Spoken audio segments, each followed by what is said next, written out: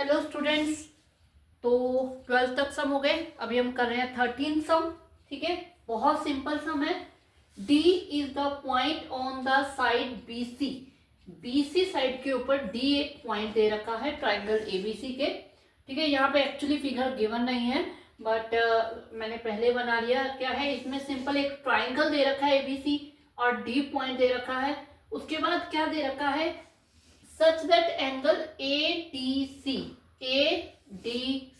यानी कि this is equal to BAC यानी कि दिस। तो एंगल 1 जो है इक्वल है एंगल 2 के। ठीक है, ये आपको गिवन है। Show that CA square CB dot CD। ठीक है, ये हमें प्रूफ करना है। देखो, इसके लिए हम क्या करेंगे, जो इस एंगल वाला ट्रायंगल है ये, और जो पूरा ट्रायंगल है, इन दोनों को सिमिलर प्रूफ कर देंगे। सिमिलर प्रूफ करके उसकी जो कॉरस्पॉन्डिंग साइड की रेशो है उसे हम इक्वल प्रूफ कर देंगे और उससे हमारा सम हो जाएगा। ठीक है, उससे ये चीज हो जाएगी क्रॉस मल्टीप्लाई करके। लेकिन इसे हम एक ट्रिक के साथ भी कर सकते हैं।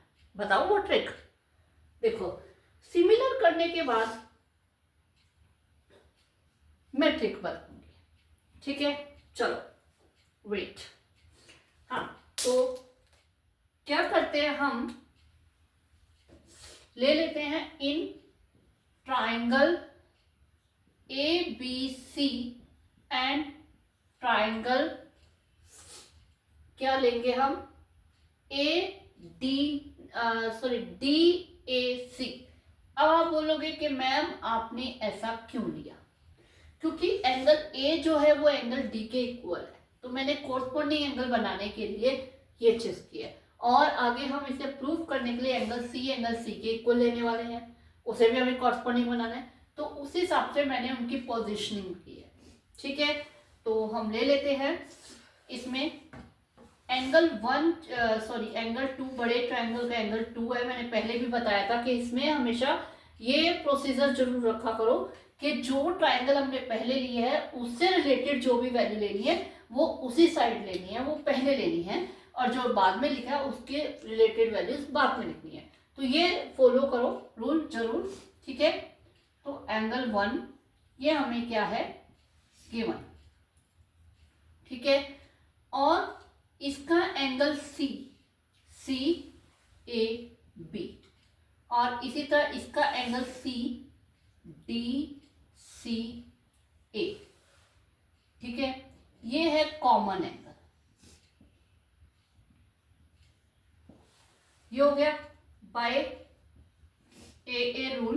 वैसे इस एक्सरसाइज में मैक्सिमम सम अभी तक हमने AA रूल से सिमिलर ही किए हैं, यही एक फॉर्मेट चलता रहा है। तो इससे क्या है कि अगर आप ये पूरी एक्सरसाइज ढंग से कर लेते हो, तो अगर बाहर का भी सम आ जाता है, आउट ऑफ बुक के भी आ जाता है, तो आप बड़े इजीली कर पाओगे, क्योंकि आपको समझ में आने लग जाता है कि कैसे इनको इक्वल करना है, कैसे इनको सिमिलर करना है। तो ये आ जाएगा ट्राइंगल ABC जो है वो सिमिलर हो जाएगा ट्राइंगल DAC के। ठीक है, अब ratio of corresponding sides of similar triangle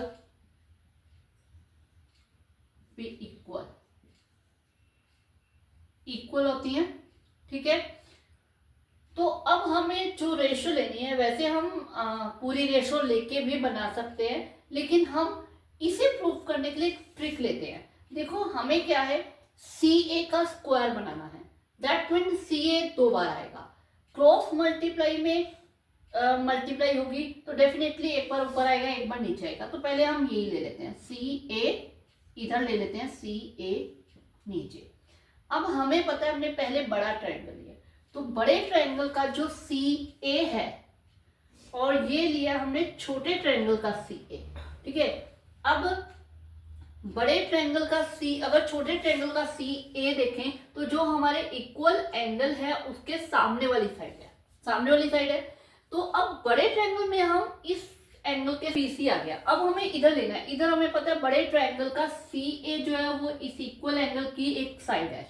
अब D की एक साइड DC बन रही है, एक साइड AD बन रही है, लेकिन हम ये देख रहे हैं यहाँ पे AD तो कहीं नहीं आ रहा, लेकिन CD आ रहा है, तो हम यहाँ पे CD ले लेते हैं। ठीक है, कॉरस्पॉन्डिंग साइड की रेशियो इक्वल ले ली।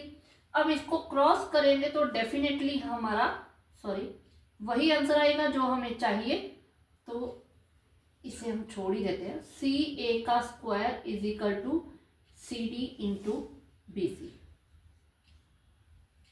तो ये हमारा प्रूफ हो गया। ठीक है, ऐसे ट्रिक से भी कर सकते हैं, बहुत सिंपल समझाना। ठीक है, देखने में ऐसा लग रहा था पता नहीं क्या है। ठीक है, तो चलते हैं नेक्स्ट सम पे।